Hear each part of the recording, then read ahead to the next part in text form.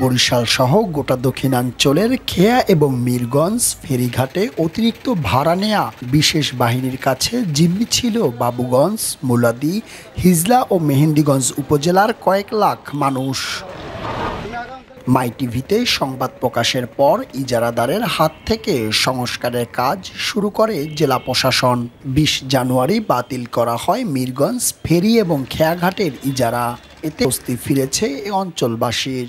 যেহেতু সরকারের নির্ধারিত ভাড়া নেওয়া হচ্ছে, তো তাতে আমরা অনেক খুশি। আগে একটা চাঁদাবাজির একটা দালালি ছিল, এখন এই নতুন সরকার আসার পর থেকে আমাদের এই চাঁদাবাজিটা কমে গেছে। এমন সংবাদে খুশি ৪ উপজেলার কয়েক লাখ মানুষ। আগে দিতাম ৩০ টাকা, এখন দিচ্ছি 10 টাকা। সরকার যেন এই ভাড়াটাই বহাল রাখে, আমরা খুশি তাতে। মানে যাইতে 200, আসতে 200, 400 টাকা। আর আগে যাওয়া আসা মিলে 2600 টাকা লাগতো।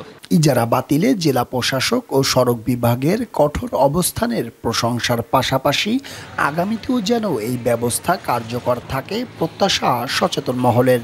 ডিসি অফিস থেকে লোক নিয়োগ করে আমাদেরকে পারাপারের ব্যবস্থা করে দেয়। এটাই হলো আমাদের হিজলা, মুলাদি, মেহেন্দিগঞ্জ এই 4 থানার লোকের একবারে প্রাণের দাবি।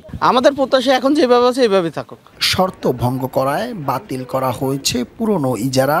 নতুন দরপত্রের প্রস্তুতি চলছে জানিয়েছে সড়ক বিভাগ।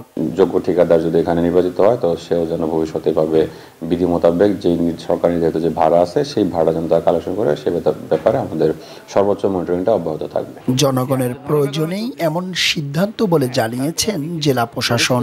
কোনো সিন্ডিকেটের মাধ্যমে এই সাধারণ জনগণের যেন হয়রানি না করতে পারে সেই ব্যবস্থা আমরা করব। ভবিষ্যতে যে ইজারাটা হবে সেই ইজারা আমাদের রুটস অ্যান্ড হাইওয়ে যে টোলটা নির্ধারণ করে দেবেন সরকারের পক্ষ থেকে, সেই টোলের বাইরে কেউ কোনো যেন হস্তক্ষেপ না করতে পারে সেজন্য প্রশাসন যথাযথ ব্যবস্থা গ্রহণ করবে।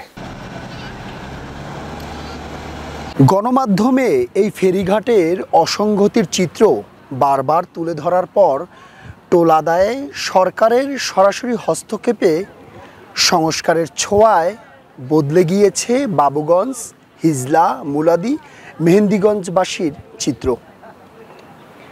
আগামীতেও এ ধারা থাকবে অব্যাহত, এমনটাই প্রত্যাশা আমাদের সবার। পারভেজ রাসেল, মাই টিভি, বরিশাল।